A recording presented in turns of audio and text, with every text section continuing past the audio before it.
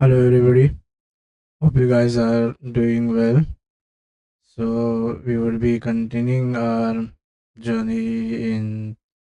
Um, we were trying to we were studying about processes, and previously we studied what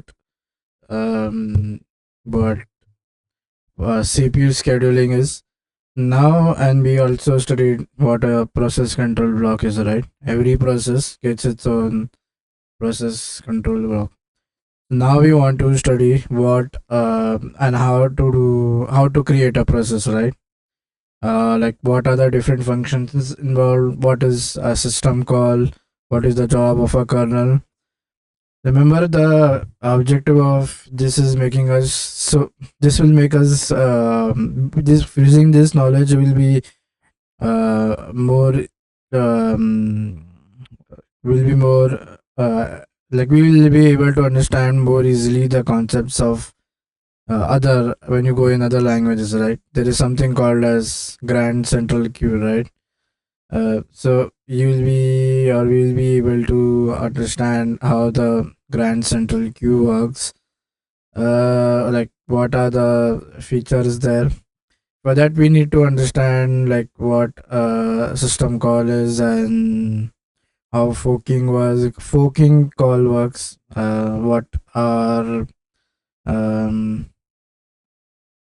what what are the different other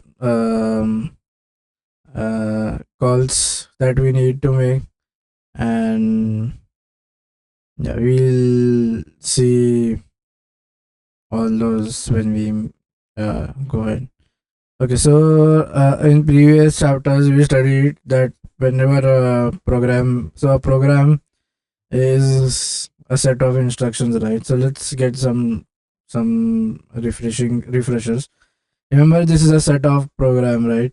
Sorry, this is a program, right? And so this is my program, and this is basically a set of instructions written in that, right? You have number of statements or number of instructions written inside it. So you can say um, number of instruct number of instructions written in there. Now, we said that whenever now every programming language has two things, right? Some do not have some, like you have a compiler and and an interpreter, right? Now, in certain languages, the compiler is dynamic, right? That checking happens at the runtime. So, what does the interpreter do? So, what am I interpreting? Uh, Before we go that, now remember this program is will be present in my secondary memory, right? It will not be present in my random access memory, which is a very fast memory and which CPU has the access to, right? Now this is that secondary memory can be HDD, whatever you have, USB drive, or wherever you have stored. Now, the job of so then there is something called as an interpreter, right? So the job of this interpreter is to convert this programming language into a machine language. Machine, so to interpret is basically interpreter uh, will convert this will be written in high level language, right? Which is almost similar to how how English is, right? Uh, so once we have done that, um, so then this interpreter will convert these set of instructions to a machine code. So right now we have a machine code that is available, right? So now this machine code is then, so whenever we start running it, so now once that interpretation has been done, then we need to run the program. So when we run the program, what we do is we create a process, right? So a process gets created, and this process will a process gets created, and this will have it will be assigned a process control block, right? Or a PCB. So this is having a process or a PCB attached to it, or a process control block. Now, based on the CPU scheduling method, so once it is already converted to this, right? So then it is this is all present in now when it's in the process. We when it becomes a process, it is moved to the RAM, right? So now we are in the RAM, and now the CPU has access to it because CPU can access the RAM. So during this process, will be we move we move it to the random access memory. Now this is where we can, or this is where it can be accessed. Now this so based on the scheduling algorithm, this PCB like based on the scheduling algorithm, the CPU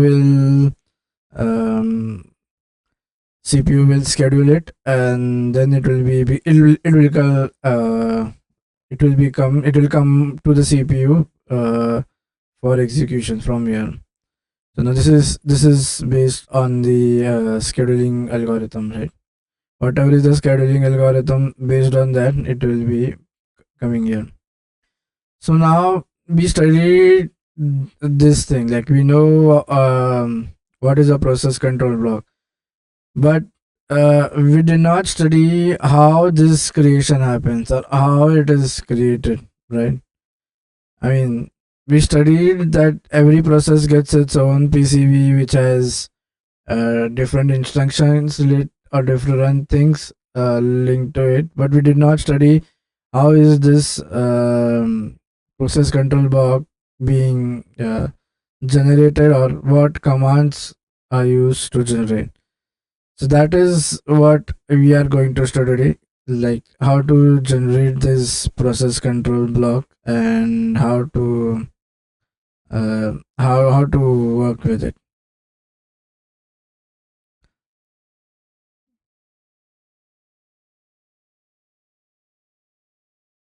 Okay. Now, first thing that we are going to study is something called as system calls. Now, what is a system call? A system call provides an interface to the services made available by an operating system.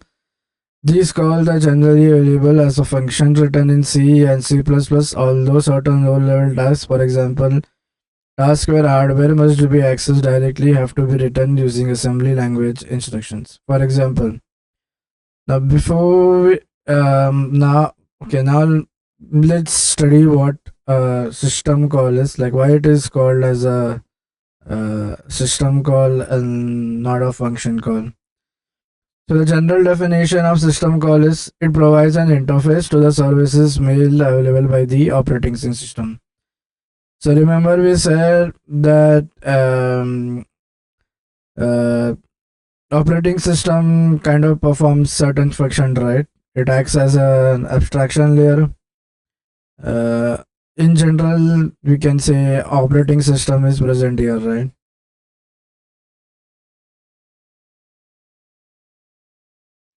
Now below this, if you go, we will have the hardware. So this is where we have the actual hardware connected, right?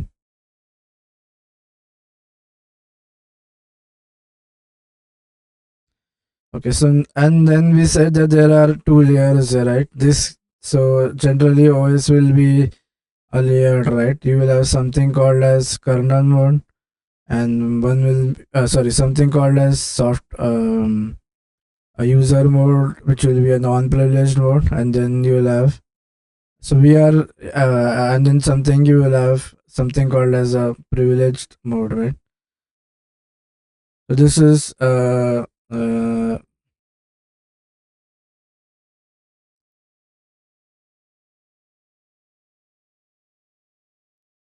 So this is basically a user one.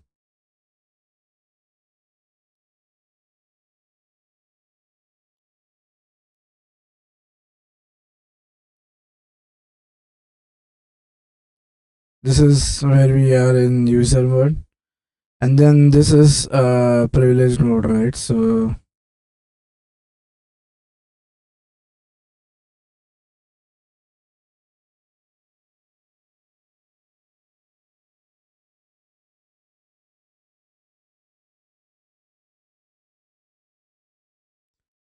okay, now so uh, you need an interface, or you need some method using which when an application is running here, it needs to access the OS, right? So some mechanism or some way you need to come over here. So this is basically where we say system calls come in. So here is when our system calls are going to come.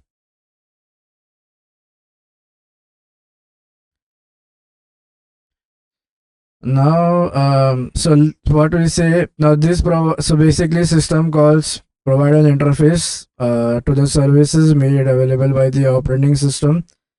Now, these functions are generally written in C++ or C.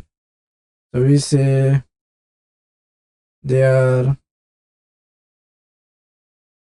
uh, generally written in C or C++. And then we say for hardware access, we use low level language, right?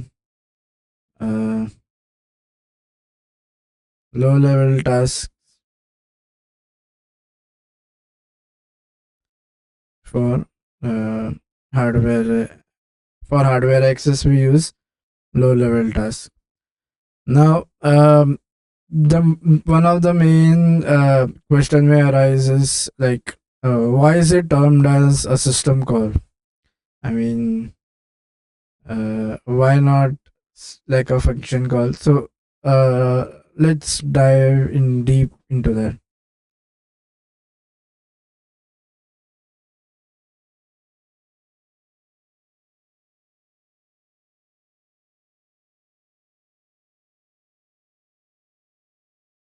So now, why the term system call? Like, why not normal function, right?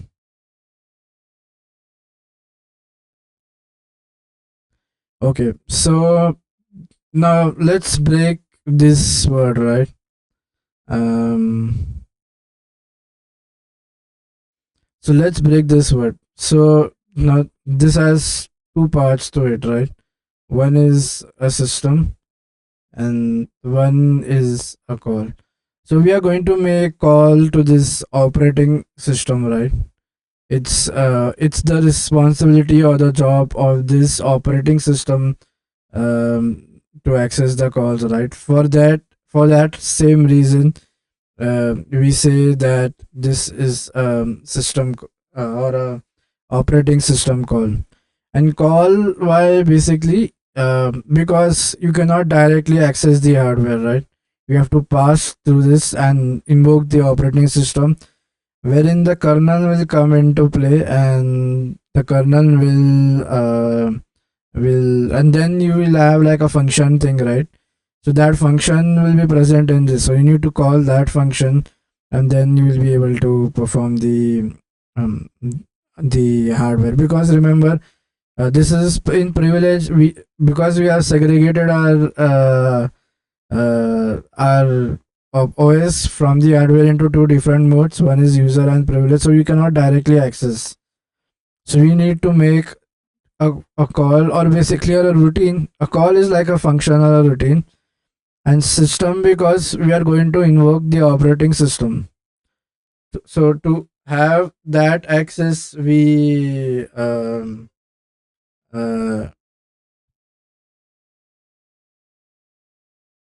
hello.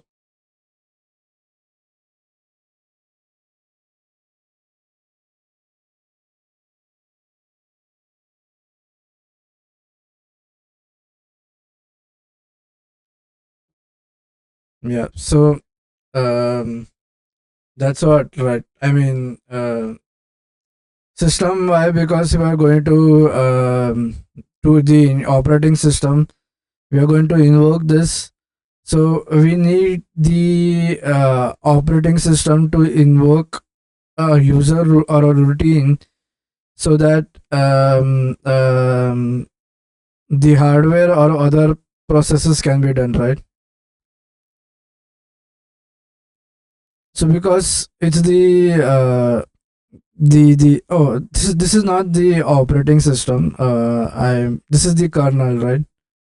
Or the sorry, I made a mistake here. So this is the kernel that is present, right?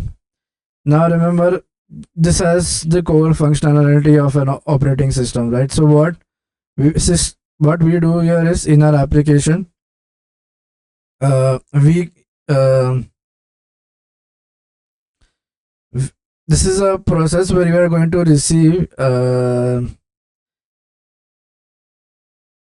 yeah. So we are calling, yeah, kernel or OS, right? The kernel is the heart of the OS, right? So uh, basically we are going to call the operating system, uh, basically to invoke routine or a subroutine, which is nothing but a call, so that the hardware or other resources can be accessed. So hence it is system call, because we are invoking the OS.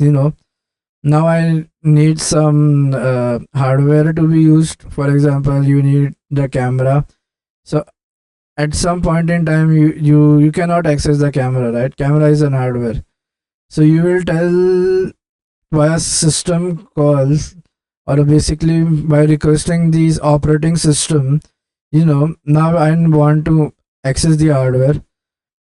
So can you allow that process to happen without removing the abstraction? Remember, the abstraction has to be maintained, because at the moment our hardware is exposed directly, right? We are we are our all data is stored on the hardware, right? Whether it be RAM or whatever type of memory it is stored in, it's in cache or in some other place. So that is our job.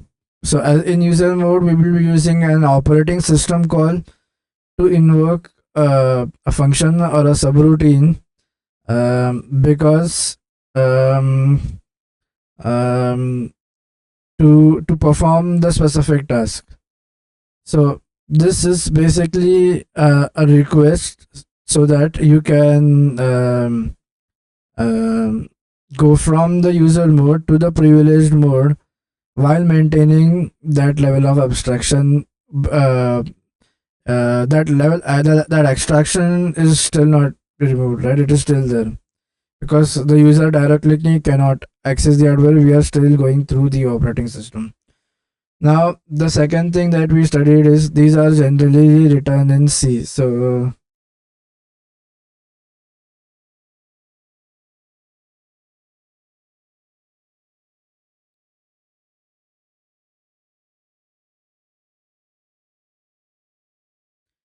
now let us see why we write these calls in languages like C or C++. uh, why not other languages? Now the major advantages is because firstly, we need to access the hardware, right? Remember, whenever you have a C or C++ program running, these languages have more control over hardware. So hence, because we need to interact with the hardware or perform operations at the kernel level, we need to write a language which is more um, um, which can more easily access the hardware, or which can do manipulation of registers, memory address easily, which can be done very easily when you are using a C or C++ language. rather than when you are using any other higher level language. Now the other is, remember, C and C++ calls are very speed efficient, um, and they whenever you compile or run it, the machine code that produced in these two languages are very highly optimized, thereby avoiding or minimizing overhead. And hence we use languages like or C or C++. Now when we come to other languages like Python, Java or JavaScript, remember, Python, Java or JavaScript needs a runtime to be implemented, right? Basically, a runtime is the process that kind of converts that the high level language codes to a machine, right? And hence, that whenever you have an interpreter, for example, whenever you take out the or install the V8 engine, and you are adding an extra overhead, thereby you are making the system call even more slower. So um, hence it is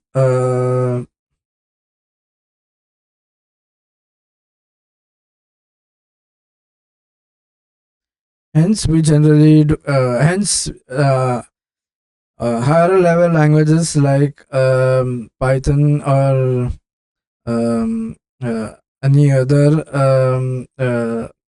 like JavaScript is not preferred.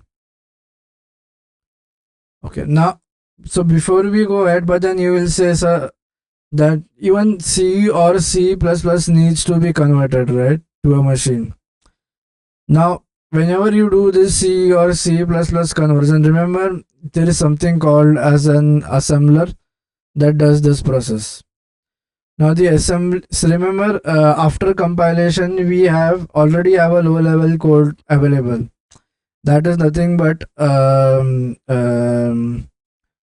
assembly language code already becomes available. Now our only job is to convert that assembly code into machine code. Hence, C or other languages like C++ is more or more faster than other languages like JavaScript or Python, and hence they are preferred um, uh, for compile. Hence they are preferred for writing system calls. Now, when we mean by assembly language,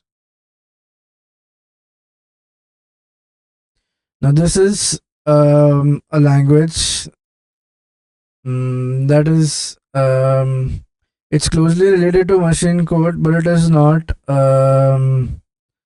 It is like a machine code, but it is not a CPU code. I mean, not a machine code. So, because we have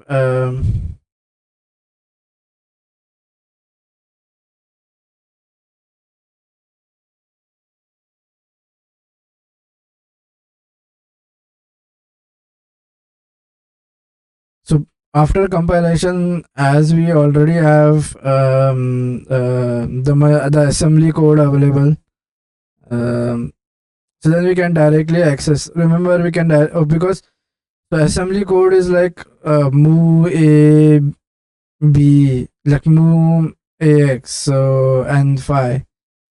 So that is, there is no other thing required, right? So we already have the assembly available, and assembly to machine is very easy. So, and even assembly can be directly used to access the processors, right? You can directly access the registers. So that assembly language conversion is what we is the main reason that we use C or C++ for system calls. Now, for example, let's see one uh, let's see one example. For example, we need to or read data from one file and copy to the another file. The first input that the program will be need. So what we need to give our program is the file that we, the names of the full two files, right? From where we need to write and from where we need to copy. Now this command performs the copies. A second, so for example, we need to copy. Let's see how. Let's see one example of system calls.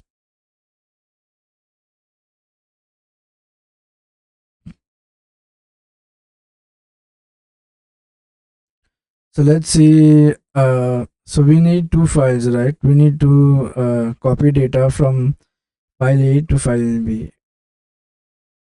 So this is my file A. Let's do Control D. Okay.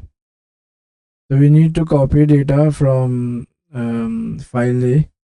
Let's mark this as A, and let's mark this as B. So you need to copy data from one file, from file A. So no, yeah. So we need to copy data from file A to file B. Now the first thing will be in our program we will mention the two frame files, right? Or the from which to copy and from where to copy. And then we'll run a Linux command which is copy command. This is one approach. The second approach is you use a program to ask for the names in an interactive system. So you need to require a number of sequence calls, right? First is basically, so one is using Linux command, right? One approach is directly use a Linux command cp. Now the other approach is when you have a high level language, right? When you are writing code in, say, um,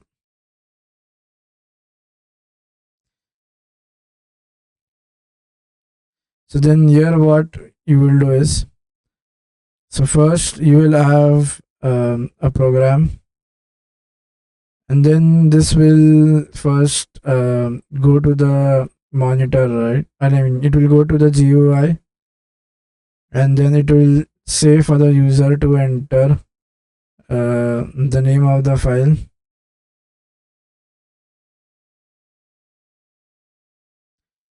So here is when the user will be entering the name,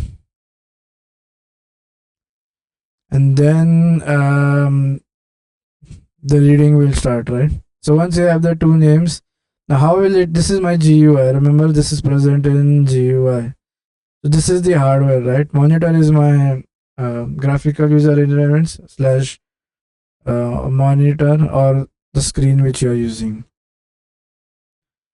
So there is some way to link this to this has to happen, right? And this is where system calls will come into place. Now, now even this is not a very easy process. So this will display and the message, right? And then you will have to enter. You will make another call, right? You will want it to go to the. Now, how will you enter the name? You will use a mouse and a keyboard, right? So this is again an hardware. So then what needs to be done is, so from there it will go to this program. So okay, so the moment you get this, you need to again display it as well, right? So then again you need whatever data is need, you need to go it to that GUI. So this is the user. So basically, when you have a mouse-based and icon-based system, a menu of files is usually displayed on a window. A window can be obtained for the destination. Now this sequence many is, so this is going to need many input output system calls. Since the two files have been obtained, right? So yeah, here we are reading a number of system calls. Now what type of system calls? IO system calls, because we are going to the um, input output of from the kernel, right? So then um, so and each of these will require another system call. So these will need system calls to work, right? So all of these needs to work in sync.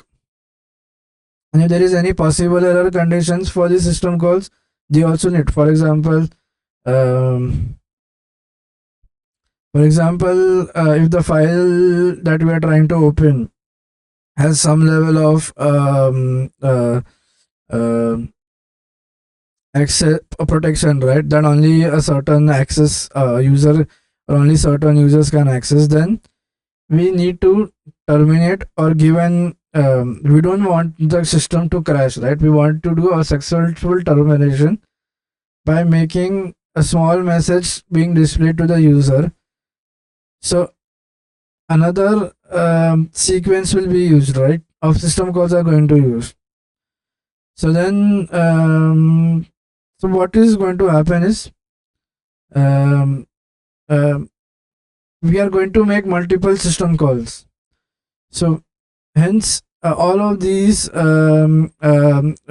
system call needs to be analyzed and needs to be studied, right? So hence that is the reason why we are going to study about the system calls. Now next that we see something called as an application programming interface or an API. As you've seen, even simple programs make easy use of operating. Like just for reading and writing, so many system calls had to be made, right? We have to make thousands of systems call per second. So you mean just imagine. Now we wouldn't never say this detail, but application developers design programs according to an API.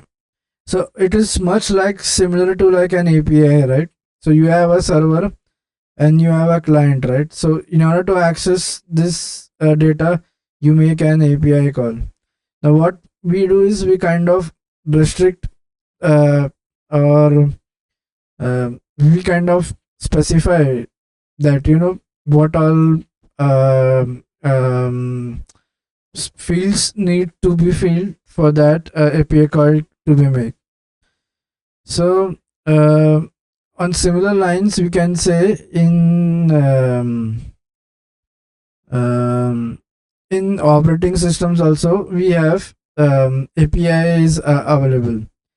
So now the three most common APIs that are available are Windows API for Windows versions of Linux, Unix, Linux, and Mac OS, and Java API for programs that run version on Unix, Linux, and Mac OS.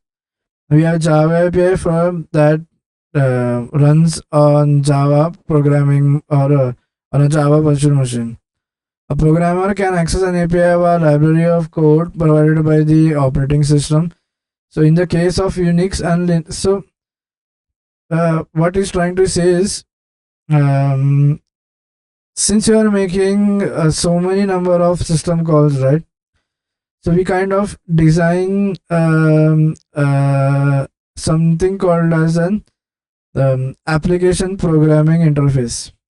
Now this API specifies the set of functions that are available to an applicating programmer, including what all parameters needs to be passed, what all um, uh, uh, what all different methods needs to be passed or authentication needs to be passed. So then we have something called as an API being made available. So instead of making the system calls, we make use of those API. For example, in Windows, you have an Windows API, you have Java, you have Java API. Now, a program can access them, these API via library of code provided by the operating system. In the case of Unix and Linux, written in C, the library is called libc. Note that unless specified, it's written in C. The system call names used throughout the text are generic. Now each operating system has its own name for each system call.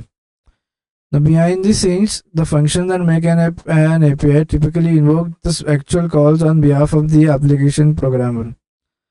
So, the moment, so in our previous discussion, like if you go here, we say that for all these things to happen, we need so many system calls to happen, right? But just understand from a developer's view, the developer is writing the code, and he will have to write those system calls as well and manage those calls as well.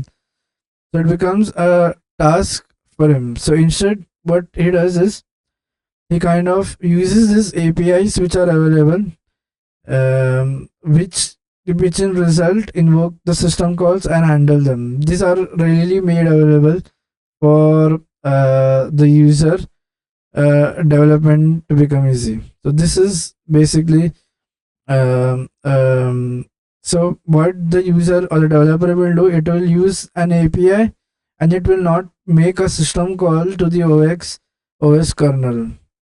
So that is so hence like we don't find those calls written in our language because we have something called as an application programming interface being made available to us.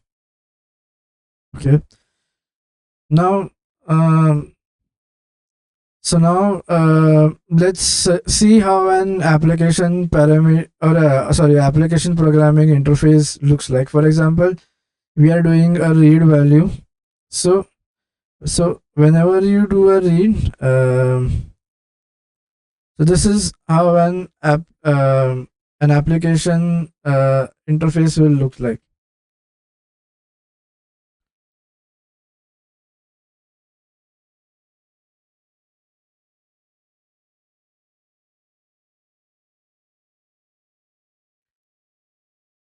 Now, why would an application programmer prefer programming according to an API rather than the actual system calls? So one thing that we need to discuss is why we use the API. Why are not we developing our program using the system calls? There are several reasons. So one benefit is concern, right? An application programmer designing a program using an API can expect a program to compile and run on any system that support. So remember, system calls are hardware specific, right? So if we directly write that system call, then one thing that we are using is that same program to run on any other hardware. We need to redesign the system call. But if you make use of an API, if the same API is being made available on the other computer as well, you can run that same lines of code, right? Furthermore, it's difficult to work with system calls, right? I mean, the programmer does not want the to write and use those calls, right? He wants an easier way to do this. So this is why we don't use the system calls and we use something called as an API. Now a standard structure of an API will be, so this is let's break down this. So this part is going to specify what the return type is, right? Remember, this is a function we said, and this is mentioning the return type. But what are we returning?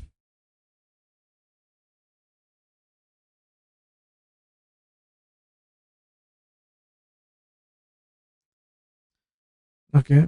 Now this is the name of the function and the parameters which are being passed. I can change the color. This is the name of the function, and you can no. This is the name of the function.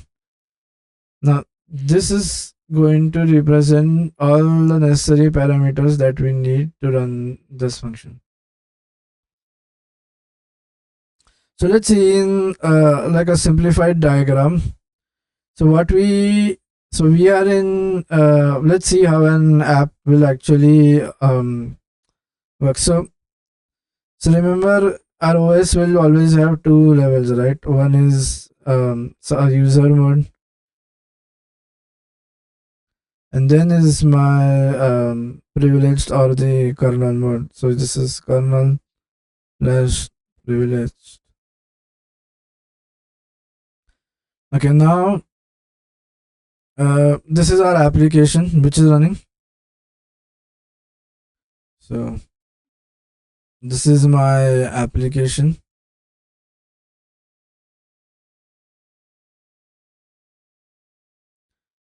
Now we need to access a file. So then what we do is, now what sits in between here is so the thing that we do is we need to access a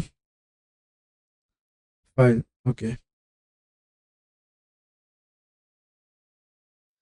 So now uh, what our application will do is, our application is going to call an API. So this API will be sitting over here. So we have an API available over here. Now this API uh, is responsible for um,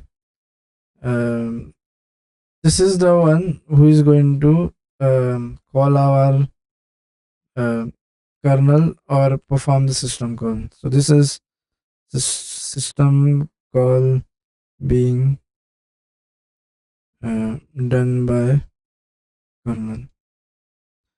So this is how it works, right? I mean, you do not write the system call, but instead it's this API that is going to make the call for you. So we do not know, right? The once we are in so the more advantages is we just need this. This API is present in something. So this level is called as an system call interface or an API, however you say.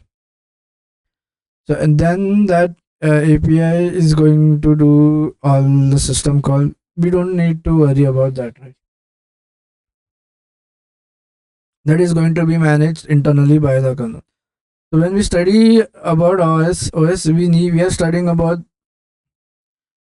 these calls, right? How are these written? Like what is functionality? Who means this?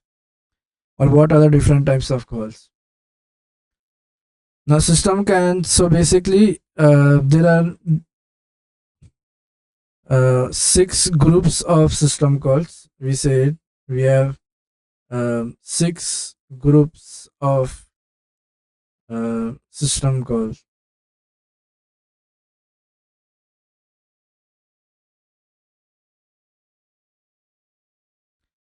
So first call is basically the first group that we the first call or the first group is process control. The next call or the function that we have or the group is we have is file management.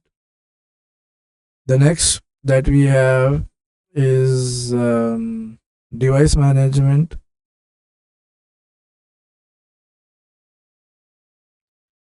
The next we have is communication. Remember, you need to communicate with uh,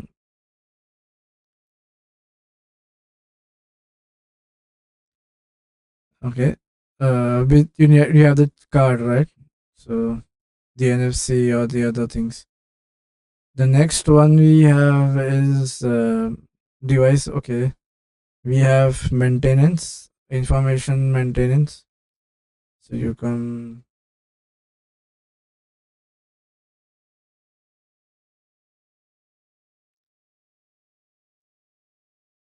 oh no, let's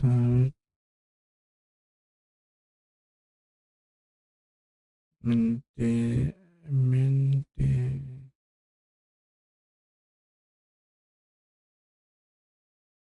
information. So and there is one more. The last one is for protection. So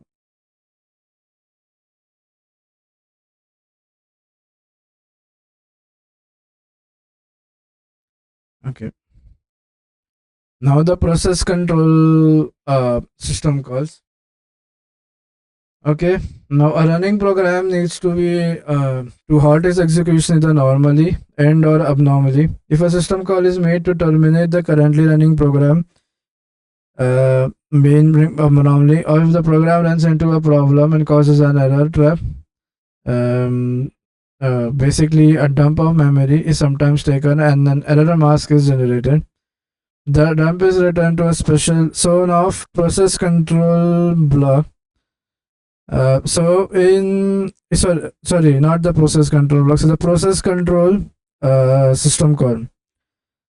So in that, the calls that we have is first is to create a process, then is terminate a process, load and execute, then get process attributes, set process attributes, wait for an event, signal an event, and allocate and free memory.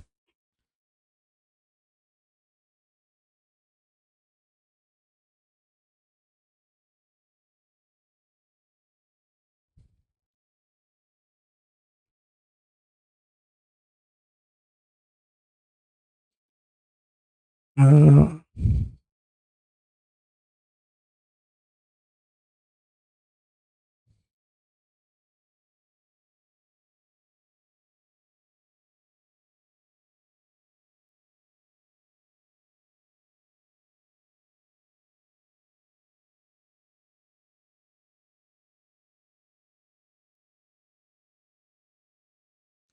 okay, so now let's see with certain process control calls, right?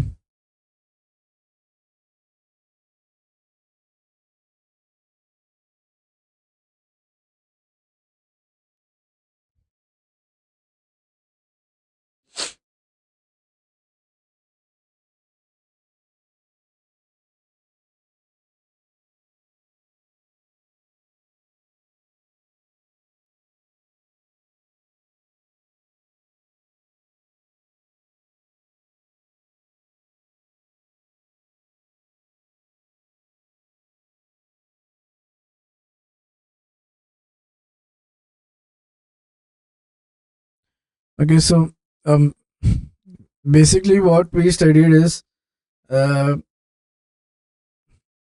as a programmer, you won't be writing a system call, right? It's the job of you will be using an API or an interface provided by that language, which has the system calls written in it, right? You don't need to access the calls. You will be just using an language. It's the job of the system call to contact the OS and perform the hardware access or other functions that we need to do. Now we said why what is a system call? Now why it is called as a system call? Because a system call is it's divided into two words, right? System and call. So the system is basically representing the operating system, and call is like a function or a subroutine that is written when the operating system wants to access the admin. So hence it is called as system call.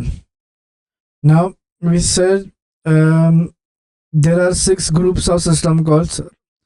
So one is process control, protection, then you have file management, device management, communication, information, and maintenance.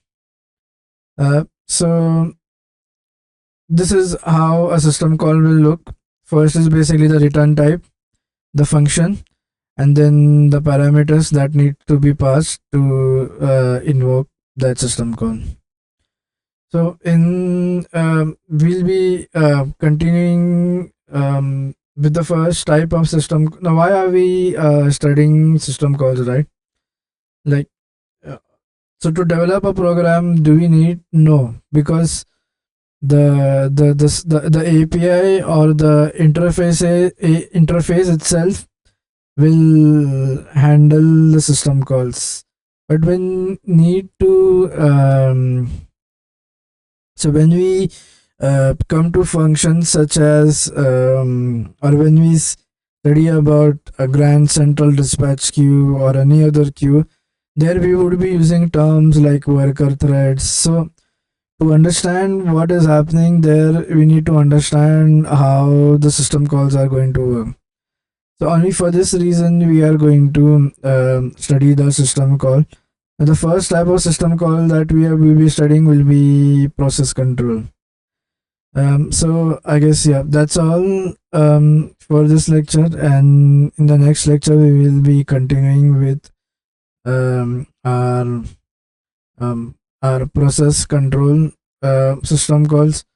Remember there are six major categories, right? So first, the first category that we are going to deal with is the process control system call. Okay, we'll also see what happens when that calls are made, what happens to the PCB and everything in detail. Yeah, so that's all for this lecture. See you guys in the next one. Till that time, take care. Bye bye.